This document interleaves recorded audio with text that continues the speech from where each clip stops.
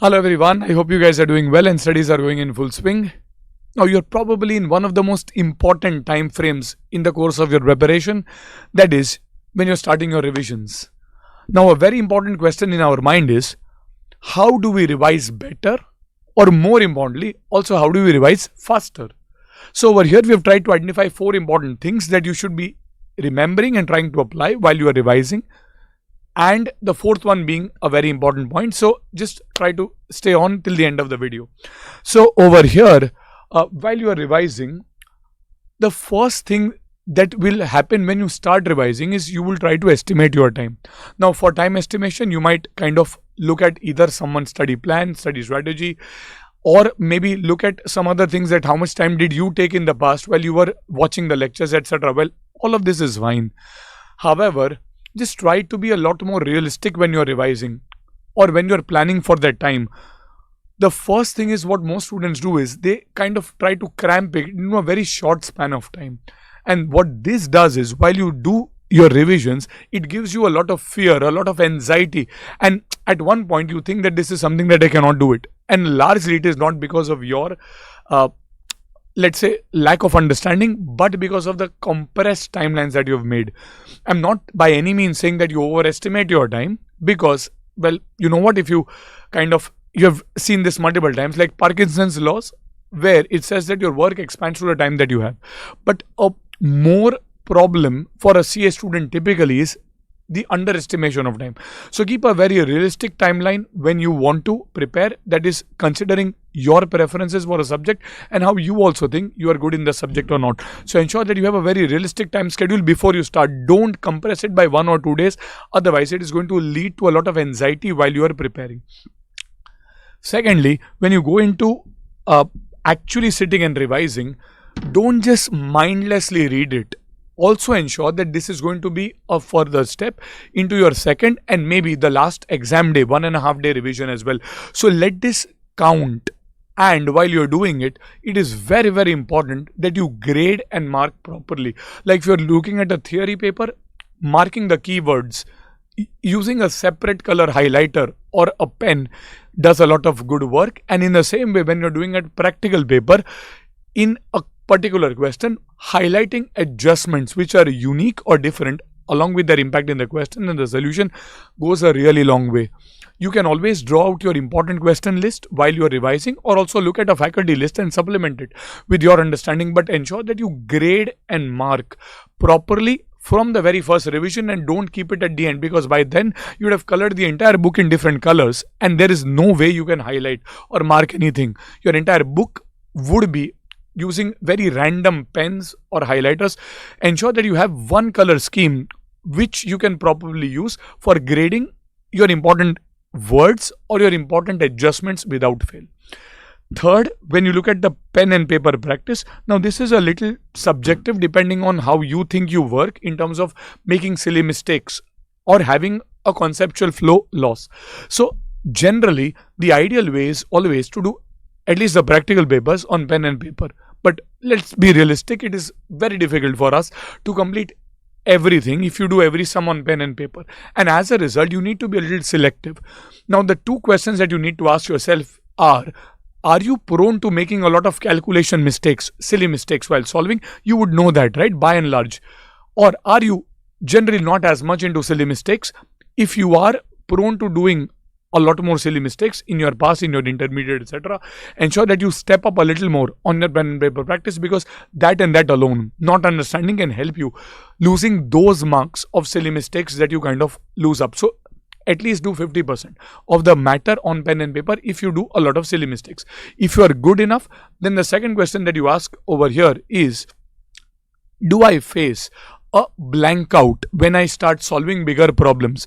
Like if you do a big business combination or consolidation of financial instruments or a derivatives problem, are you kind of losing your way or blanking out in the middle? Remember, that is normal, happens to people, but this should not happen in your exam. So if you are having that blank out issue, ensure that again you spend at least 50% of your sums on pen and paper. But by and large, for most of the problems, you are not blanking out or you're not having that silly mistakes, then you need to be a little more selective while doing pen and paper. At least you would say around 20 to 30% of the sums you do it in fair on pen and paper of a chapter. So if it has 20 sums, maybe around 4 or 5 sums you can do on pen and paper. Remaining you will scribble around. Just scribble, don't read, scribble and proceed. But ensure that you don't just read the entire chapter. Do something on pen and paper, because you are not going to give orals. You are going to give a written exam, and unless you can write it, understanding it alone is not going to be sufficient, and you have probably seen this earlier as well. Now, the last and the most important thing what I would say is, when you are revising, there's no set template, but try to segregate the information, question, chapter that you see into 2 broad headings. First, is it largely factual? Like you do a lot of places in audit, you might have a lot of questions where you need to remember points, or in AFM, for example, when you're looking at theory, you need to remember points, and your depth in understanding over here does not matter as much as your ability to remember or memorize those points. And second is conceptual. Like if you're doing a chapter like financial instruments, or let us say something in derivatives, that is deep in concept. So when you are kind of revising, ensure that if there is an information type of a data, like you have to memorize 15-20 points or big tables, and you spend 3 hours just trying to memorize it, and you expect that you will remember this till the exam, well, you are in for a bad shock, because a few days you will kind of forget it, and this is very human and very normal. And as a result, if it is largely a subject, chapter, or a topic which has a lot of memory involved, or a lot of facts, information, points that you have to remember involved, then it is always important that you do it more number of times, so that it can kind of gets ingrained into your long-term memory, as you call it. I mean, it's not exactly the case, but sometimes it is better to have multiple bad revisions of this item rather than doing one solid good revision. This is for the fact-based. So try to do more number of readings. Maybe instead of spending 3 hours on that, maybe spend around 1.5 hours, 1 hour, read it relatively faster, but read it more number of times to kind of ingrain it into your long-term memory. And this will be particularly helpful on topics which are theory, audit type of topics based. But if there is something which is conceptual at an early stage, don't cut down on a lot of time over here. Try to develop an understanding, because here your understanding on a pathway to navigate it is very important, and hence cutting down time at the earlier revision can be a little fatal, and hence try to work around more number of problems, more number of sums. Try to do it more on pen and paper. At least the earlier revision here will take more time, but here solid revisions will be better than merely the number of revisions. So when you look at a particular chapter where you see that there is a lot of theory involved, for example, like in FR, there's an Ind AS 37 where you have a lot of theory and cases involved, as compared to, let us say, a chapter like EPS where you have numbers involved. Your strategy may be slightly different when you approach each of them. Okay, so this is something that you can probably evolve. And while you're doing a theory paper as well, highlighting the keywords, trying to make the mnemonics, etc., will also help you. So all of this will probably take you closer and closer, and in a much better way to handle your exam day as well as the second revisions. If you kind of mindlessly read everything right now, it will be going in your mind. However, the grading, filtration, etc. at a later stage, you are again as if you are doing the revision all over again.